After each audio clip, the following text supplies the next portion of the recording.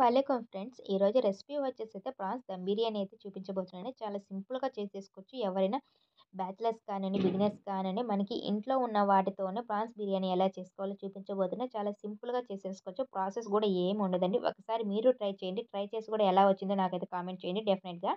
ఇక్కడ ముందుగా అయితే ఒక హాఫ్ కేజీ ప్రాన్స్ తీసుకొని శుభ్రంగా వాష్ చేసుకోండి. నేను ఇక్కడ మీడియం సైజే తీసుకున్నాను కాబట్టి. ఇక్కడ ఒక రుచికి సరిపడా ఉప్పు, కొంచెము పసుపు, కారము 1 టేబుల్ స్పూన్ తీసుకొని మీరు కారం ఎక్కువ తినే పనైతే కారం ఎక్కువ యాడ్ చేసుకోవచ్చండి. తర్వాత జీరా పౌడరు, ఒక హాఫ్ స్పూన్ గరం మసాలా, ఒక హాఫ్ స్పూను ధనియా పౌడరు, 1 స్పూను అల్లం వెల్లుల్లి పేస్టు, ఒక హాఫ్ కప్పు పెరుగైతే తీసుకుంటున్నానండి. తర్వాత ఒక హాఫ్ లెమన్ జ్యూస్ కూడా యాడ్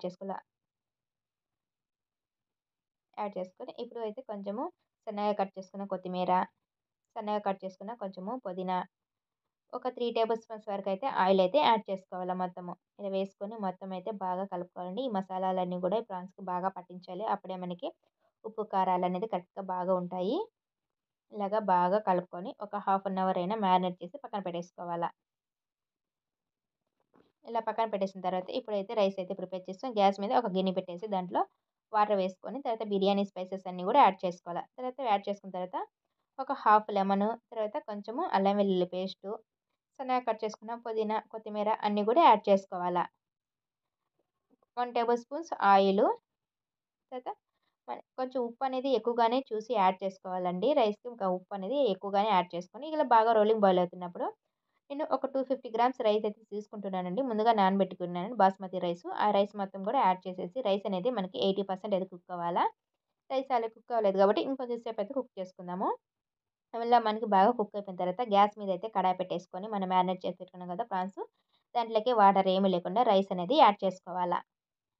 ఇలా రైస్ మొత్తం కూడా యాడ్ చేసేసుకొని పైనయితే కొంచెం సన్నగా కట్ చేసుకున్న పుదీనా, కొత్తిమీర అన్నీ కూడా యాడ్ చేసుకోవాలా. ఇలా సన్నగా మొత్తము యాడ్ చేసుకున్న తర్వాత ముందుగా నేనైతే ఇక్కడ ఫ్రైడ్ ఆనియన్స్ అయితే ఫ్రై చేసి పెట్టేసుకున్నానండి. ఆ ఆనియన్స్ కూడా యాడ్ చేసుకోవాలా. ఇలా అన్నీ కూడా యాడ్ చేసుకున్న తర్వాత ఇప్పుడు నేనిక్కడ ఫుడ్ కలర్ అయితే యూజ్ చేస్తున్నాను. మీకు ఫుడ్ కలర్ ఇష్టం లేకపోతే అవసరం లేదండి. నేనిక్కడ కొంచెము ఫుడ్ కలర్ అయితే యూజ్ చేస్తున్నాను. లేదా సాఫ్రాన్ వాటర్ అయినా యూజ్ చేసుకోవచ్చు మీకు నచ్చితే.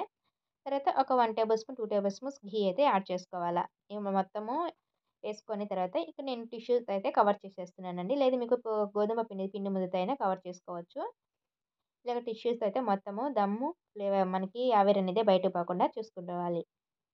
ఇలాగ బాగా టిష్యూస్‌తో కవర్ చేసేసి మొత్తము ఇప్పుడైతే మూత పెట్టేసి లో లో టు మీడియం ఫ్లేమ్‌లోనే 50 మినిట్స్ అయితే మనము బాగా ఉడికించుకోవాలండి. ఆల్రెడీ మనకి రైస్ 80% కుక్ అయిపోయింది కాబట్టి లో టు మీడియం ఫ్లేమ్‌లోనే 15 మినిట్స్ అయితే మనం ఉడికించుకోవాలా. ఇప్పుడు చూద్దామండి. ఒక 15 మినిట్స్ తర్వాత ఒక హాఫ్ అన్ అవర్ పక్కన పెట్టేసిన తర్వాత ఇప్పుడైతే చూస్తున్నాను నేను. ఇప్పుడు రైస్ అనేది ఎలా దమ్ అయిందో చూద్దాము. ఈ టిష్యూస్ అన్నీ కూడా తీసేసుకొని మనకి కరెక్ట్‌గా బాగా కుక్ అయిపోయింది కదా! రైస్ కూడా ఒకసారి చూద్దాము లోపల కూడా మనకి ఎలాగుందో. మొత్తం అయితే బాగా చక్కగా ఉడికిపోయాయండి. అన్నీ మనకి రైస్ కూడా చూసారా ఎంత పొడి పొడిలాడుతుందో. చూస్తుంటేనే నోరూరుతుంది కదా! మీకు చేయాలనిపిస్తుంది కదా! మీరు ఒకసారి ట్రై చేయండి. ట్రై చేసి ఎలా వచ్చిందో కామెంట్ చేయండి. మన ఛానల్‌ని ఎవరైనా ఫస్ట్ టైమ్ చూస్తుంటే సబ్స్క్రైబ్ చేసుకోండి ఫ్రెండ్స్. అలాగే లైక్ కూడా చేయండి ఫ్రెండ్స్. బాయ్.